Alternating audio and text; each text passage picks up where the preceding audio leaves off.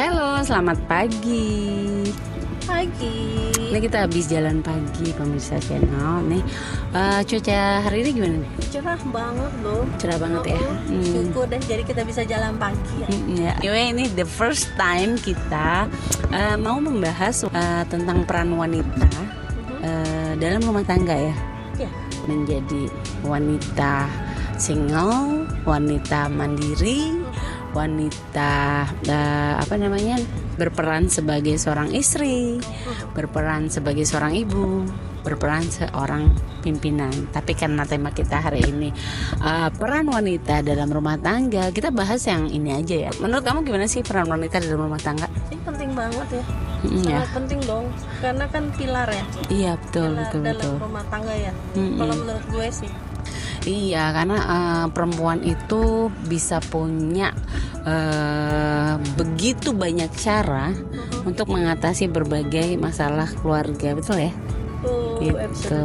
Kalau kita bicara tentang peran wanita sebagai seorang wanita, buat saya itu kalau dibilang mudah juga luar biasa ya tantangannya ya. Perempuan itu multi talented loh. Ya Betul. Dia bisa jadi wanita karir sambil jadi ibu rumah tangga, bisa jadi istilahnya ART beberes rumah, iya betul. Bisa jadi akunting ya kan, iya. Macam-macam multi talented. Kita akan bahas peran wanita dalam rumah tangga. Oke, jadi wanita itu memang kalau dibilang film kartun Wonder Woman tuh bener. Iya, mungkin tapi kan dia dengan versi yang jagoan gitu kan. Dalam rumah tangga tuh saya yang sudah mengalami ya, terlebih kita yang punya anak ya, gitu kan. Rumah tangga itu dibangun seperti membangun perusahaan. Jadi semuanya harus dengan perhitungan, harus hati-hati gitu kan. Makanya tadi kan kamu bilang kan wanita itu bisa jadi akunting, bisa jadi apa gitu ya.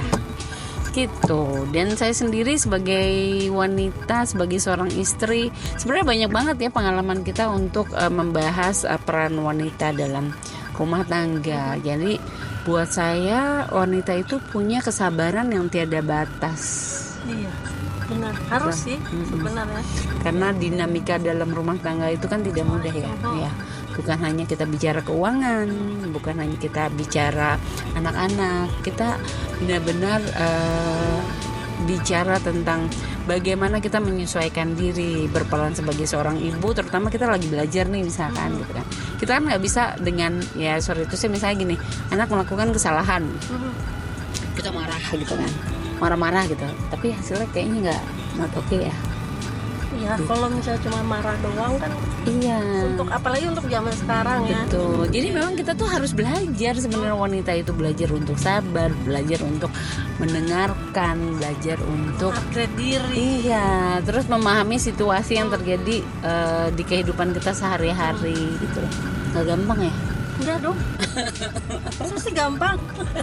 Emang ada yang gampang di pemirsa situ kan kayaknya enggak ya. Iya, makanya wanita tuh sebetulnya kalau jalanin peran wanita itu saya percaya wanita itu harus belajar setiap hari.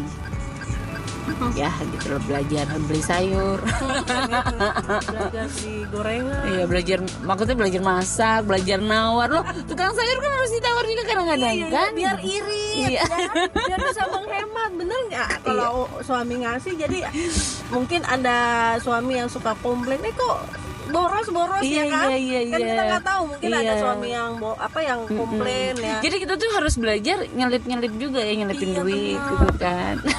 Apalagi kalau kita mau nyuci baju ya. Iya. Tiba-tiba tuh nih. Lalu ketemu duit gitu kan. Oh iya benar.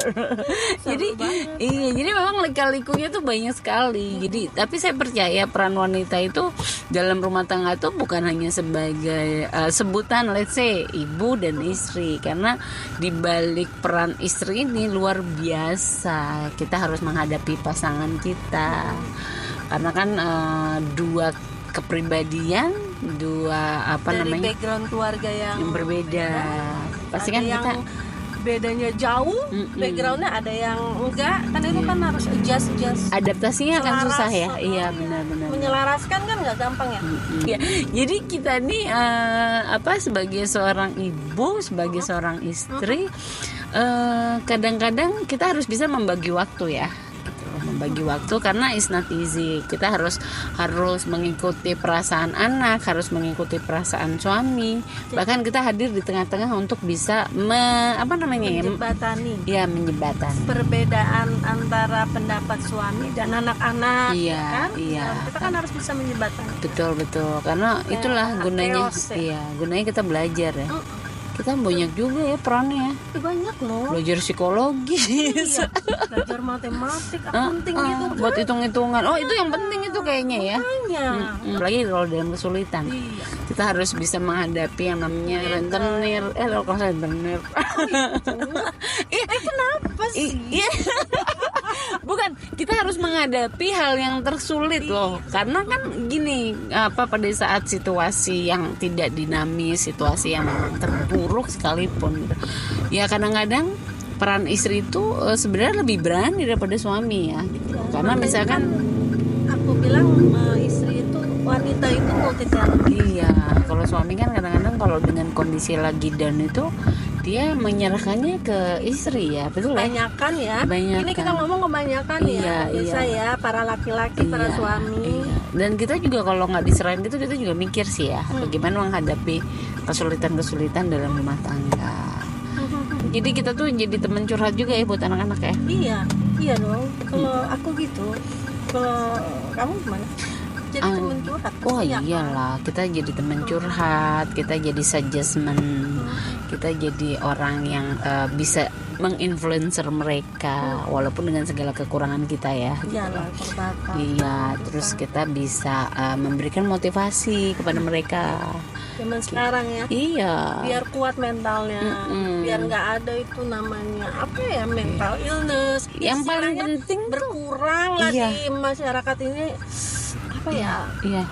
Mental illness itu kan. Jadi mereka tuh kita tuh harus bisa mengarahkan, harus memberikan power kepada mereka lah ya. Sebenarnya kita juga nggak hebat-hebat sekali dalam hal itu pada misalkan gitu. Tapi kita juga kadang-kadang nggak nyangka kalau peran kita tuh harus bisa seperti itu. Ada kekuatan tersendiri loh. Iya nggak sih? Tiba-tiba kita punya kekuatan gitu. Iya. Peran wanita tuh kadang-kadang karena kalau kita menjalankannya dengan ikhlas, dengan penuh tanggung jawab, itu biasanya apa yang tidak kita bisa berikan atau tidak kita pahami, karena itunya sifatnya tanggung jawab, artinya kita kan belajar ya. Belajar untuk menerima, mengkondisikan. Makanya kita selalu berusaha untuk bisa solving problem untuk anak-anak gitu, dengan segala kekurangannya. Tapi mostly sih pada saat anak tumbuh besar, anak ABG, anak mengalami puberitas segala macam, pernah gak sih? Pasti komunikasi kan mereka diawali di dalam rumah sebetulnya. Ya itu kan yang terbaik harusnya. Mereka anak-anak larinya ke ibu dulu ya, ke ibu atau ke saudaranya, entah kakak atau bapaknya, kalau yang deket sama bapaknya ya. Ya kan harusnya seperti itu ya. Jangan keluar dulu baru di dalam ke dalam. Betul. Kayaknya ke dalam dulu baru keluar kan gitu ya. Jadi luar dalam. Jadi bisa janur ya. Harusnya ke dalam dulu baru keluar. Itu untuk kalau misalnya ada masalah atau apa gitu. Jadi mereka lebih ngerasa safety ya. Harus safety. Zaman sekarang terlebih-lebih ya. Betul. Demikian pembahasan kami dalam Wanita Dinamis. Semoga bermanfaat. Jangan lupa follow IG kami Wanita Dinamis, subscribe, like, and comment YouTube kami ya pemirsa. So stay tune. Nanti episode selanjutnya kita akan membahas yang lebih spesifik. Buat kalian yang mau gabung boleh kan ikutan. Iya, kita komen, sharing ilmu segala macam gitu. Mudah-mudahan kita bisa menjadi wanita-wanita hebat yang menginspirasi gitu, dengan penuh cerita-cerita dari kita ya. stay for watching. Next See you episode. next episode. Yes. So bye bye. Bye bye.